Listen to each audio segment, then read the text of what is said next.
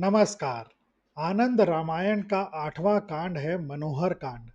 इसके 18 अध्यायों में मुख्य रूप से भगवान श्री राम की भक्ति के विविध स्वरूपों जैसे राम रक्षा स्तोत्र, विभिन्न कवच, मंत्रों और आध्यात्मिक उपदेशों का संग्रह मिलता है। मैं आपको यह कांड दो भागों में सुनाऊंगा। पहला भाग है भक्ति का रस और राम नाम की महिमा।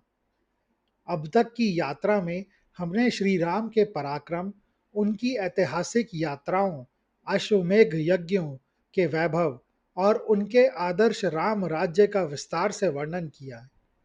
किंतु आनंद रामायण का मनोहर कांड उस बाहरी विस्तार से हटकर रामायण के उस आंतरिक और सूक्ष्म पक्ष को उजागर करता है जिसे भक्ति मार्ग कहा जाता है। यहाँ श्री राम केवल एक आदर्श राजा या योद्धा नहीं, बल्कि साक्षात परब्रह्म के रूप में प्रतिष्ठित हैं। यह कांड कर्म कांड की जटिलताओं से ऊपर उठकर आत्मा और परमात्मा के सरल मिलन की चर्चा करता है। इसका मुख्य उद्देश्य भक्तों को वह सुगम मार्ग दिखाना है जिससे वे संसार के त्रितापों से मुक्ति पा सकें। यह कांड मनुष्यों के लिए केवल एक कथा नहीं, बल्कि मानसिक शांति और ईश्वर के प्रति अटूट विश्वास की ओर ले जाने वाला एक दिव्य आध्यात्मिक सफर है। मनोहर कांड का प्राण राम नाम की महिमा है। आनंद रामायण में एक अत्यंत गंभीर और सत्य सिद्धांत प्रतिपादित किया गया है कि राम का नाम स्वयं राम से भी अधिक सामर्थ्यवान है। इस कांड में ऋषियों ने भविष्यवाणी की है कि जब कलयुग का अंधकार बढ़ेगा और यज्ञ, तप तथा कठिन शारीरिक साधनाएं करना सामान्य मनुष्य के लिए दुष्कर हो जाएगा, तब केवल राम नाम का सहज जाप ही जीव को भवसागर से पार उतारने के लिए पर्याप्त होगा। नाम के वर्णों की व्याख्या करते हुए बताया गया है कि रा शब्द के उच्चारण से संचित पापों का दहन होता है और म शब्द के उच्चारण से चित्त को परम शांति प्राप्त होती है। आनंद रामायण में ऐसे अनेक मर्मस्पर्शी प्रसंग हैं जहां पशु पक्षियों और साधारण व्याधों ने भी केवल अनजाने में लिए गए राम नाम के प्रभाव से परम पद अर्थात मोक्ष प्राप्त किया। यह कांड मन में यह दृढ़ विश्वास जगाता है कि भक्ति के लिए किसी विशेष योग्यता, वर्ण या स्थान की आवश्यकता नहीं है। केवल एक शुद्ध हृदय और जिह्वा पर निरंतर राम का नाम ही पर्याप्त है। मनोहर कांड की सबसे विशिष्ट निधि इसमें संकलित वे दिव्य स्तोत्र हैं जो आज भी करोड़ों घरों में गूंजते हैं। इनमें शिरोमणि है राम रक्षा स्तोत्र। आनंद रामायण के अनुसार यह कालजयी स्तोत्र स्वयं भगवान शिव ने बुद्ध कौशिक ऋषि को स्वप्न में प्रदान किया था।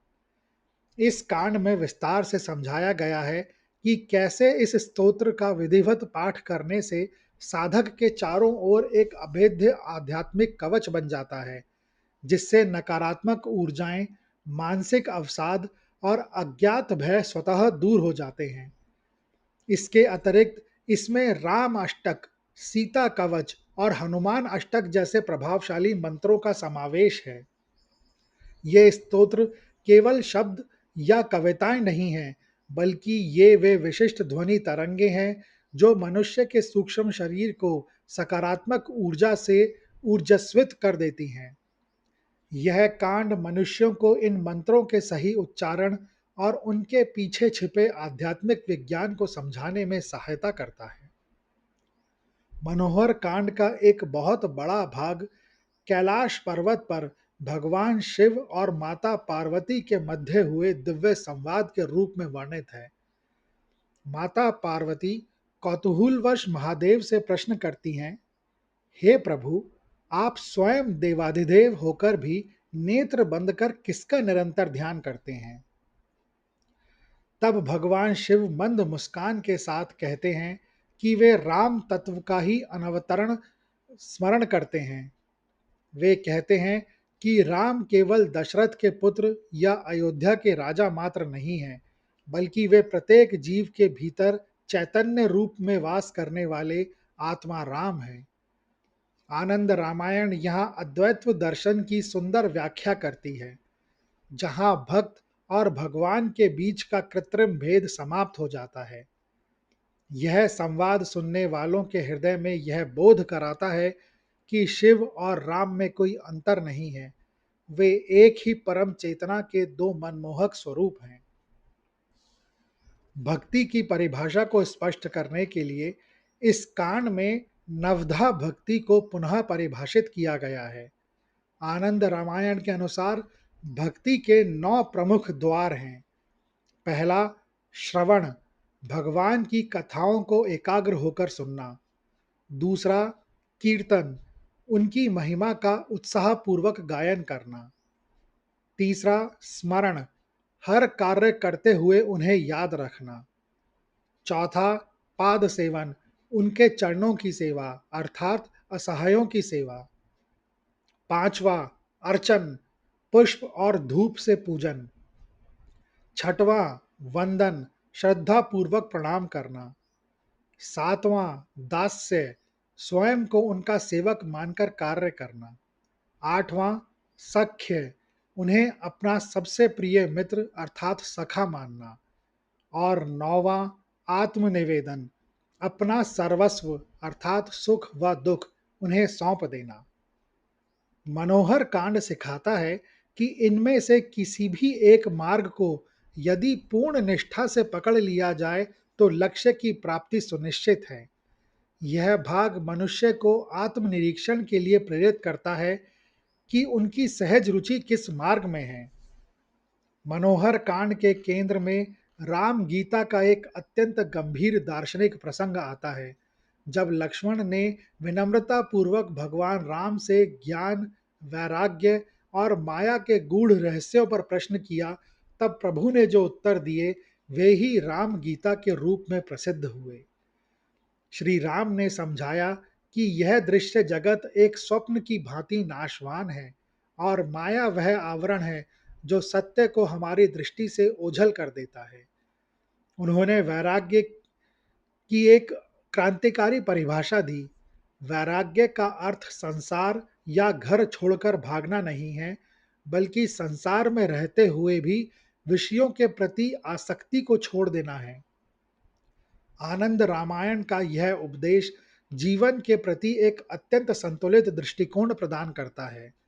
यह हमें सिखाता है कि हम अपनी सामाजिक और पारिवारिक जिम्मेदारियों को पूरी कुशलता से निभाते हुए भी मन से विरक्त और शांत कैसे रह सकते हैं। भक्ति की कोई भी चर्चा राम भक्त हनुमान के बिना अधूरी और नीरस है। मनोहर कांड में हनुमान को भक्ति का सजीव विग्रह माना गया है। इसमें उन प्रसंगों का सजीव चित्रण है जहां हनुमान ने सिद्ध किया कि समर्पण की पराकाष्ठा क्या होती है। एक प्रसिद्ध कथा के अनुसार जब हनुमान ने उनके और राम के संबंध के विषयों में पूछा गया तो उन्होंने एक अद्वितीय उत्तर दिया। देह दृष्टि से मैं आपका दास हूँ, जीव दृष्टि से मैं आपका अंश हूँ और तत्व दृष्टि से मैं और आप एक ही हैं। यह पराभक्ति का सर्वोच्च शिखर है। आनंद रामायण हनुमान के माध्यम से हमें सिखाती है कि अहंकार का पूर्ण विसर्जन ही ईश्वर के निकट पहुंचने की पहली अनिवार्य सीढ़ी है। इस कांड में मानसिक तीर्थ की एक अत्यंत कल्याणकारी अवधारणा दी गई है। इसमें बताया गया है कि यदि कोई व्यक्ति रोग, वृद्धावस्था या परिस्थितियों के कारण प्रयाग, काशी या अयोध्या की यात्रा नहीं कर सकता, तो उसे विचलित होने की आवश्यकता नहीं है। वह अपने हृदय के एकांत में प्रभु श्री राम का ध्यान करके उन समस्त तीर्थों का पुण्य फल प्राप्त कर सकता है। आनंद रामायण कहती है कि सत्य ही सबसे पावन तीर्थ है और क्षमा ही सबसे पवित्र स्नान है। यह उन करोड़ों लोगों के लिए बहुत बड़ा आश्वासन है जो भौतिक रूप से धार्मिक स्थलों तक नहीं पहुंच पाते। यह भाग धर्म को बाहरी आडंबरों और प्रतीकों से निकालकर सीधे मनुष्य के अंतर्मन और आचरण से जोड़ देता है। मनोहर कांड में सामूहिक संकीर्तन और भजन पर विशेष बल दिया गया है। आनंद रामायण के अनुसार जब अनेक भक्त मिलकर एक ही स्वर में भगवान का नाम गाते हैं, तो वहां की नकारात्मक ऊर्जा का समूल नाश हो जाता है और एक सामूहिक चेतना जागृत होती है। अयोध्या के उन दिव्य भजनों का यहाँ वर्णन है जिसमें राजा, प्रजा और ऋषि मुनि सब एक साथ मग्न होकर नृत्य करते हैं। संगीत को ईश्वर तक पहुंचने का सबसे मधुर और लघु माध्यम बताया गया है। यह कांड मनुष्यों को स्वर और लय की उस शक्ति से परिचित कराता है जो उनके तनावपूर्ण आधुनिक जीवन में शांति और आनंद का संचार कर सकता है। इस कांड में गुरु के स्थान को ईश्वर से भी उच्च या उनके समान माना गया है। आनंद रामायण का दृढ़ मत है कि बिना सद्गुरु के मार्गदर्शन के अध्यात्म का मार्ग अत्यंत दुर्गम और भ्रामक है। गुरु वह दिव्य प्रकाश है जो अज्ञान के अंधकार को मिटाता है। मनोहर कांड में विस्तार से बताया गया है कि कैसे एक सिद्ध मंत्र की दीक्षा प्राप्त करने के बाद साधक के अंतर मन में रूपांतरण प्रारंभ होता है। गुरु शिष्य परंपरा को राम राज्य का वैचारिक आधार स्तंभ माना गया है। यह भाग दर्शकों को जीवन में विनम्रता, श्रद्धा और सदैव सीखने की जिज्ञासा बनाए रखने की प्रेरणा देता है। इस कांड के प्रथम भाग का सार यह है कि संसार के समस्त भौतिक वैभव, पद और प्रतिष्ठा तब तक निष्प्राण है जब तक मन में भक्ति का रस और आंतरिक शांति नहीं है। श्री राम का शासन जहाँ राज्य कांड में बाहरी समृद्धि प्रदान करता है, वहीं मनोहर कांड में वह मनुष्य को आंतरिक समृद्धि से मालामाल कर देता है। आनंद रामायण हमें बताती है कि इस जगत में वास्तव में जो मनोहर अर्थात मन को हरने वाला है, वह केवल ईश्वर का स्वरूप और उनका मंगलमय नाम है। यह भाग मनुष्य के चंचल मन को स्थिर करने और उन्हें अपने ही भीतर छिपे आनंद को खोजने के लिए प्रेरित करेगा। मनोहर कांड का यह प्रथम भाग मनुष्यों को एक ऐसी उच्च मानसिक स्थिति में ले जाता है जहां वे क्षण भर के लिए अपनी सांसारिक चिंताओं को विस्मृत कर भक्ति के अलौकिक आनंद में सरोबार हो जाते हैं। यहाँ हमने सीखा कि राम का नाम, उनकी गीता और उनके दिव्य स्रोत कैसे हमारे साधारण जीवन को असाधारण बना सकते हैं। यह भाग केवल एक कहानी नहीं, बल्कि एक जीवंत अनुभव है।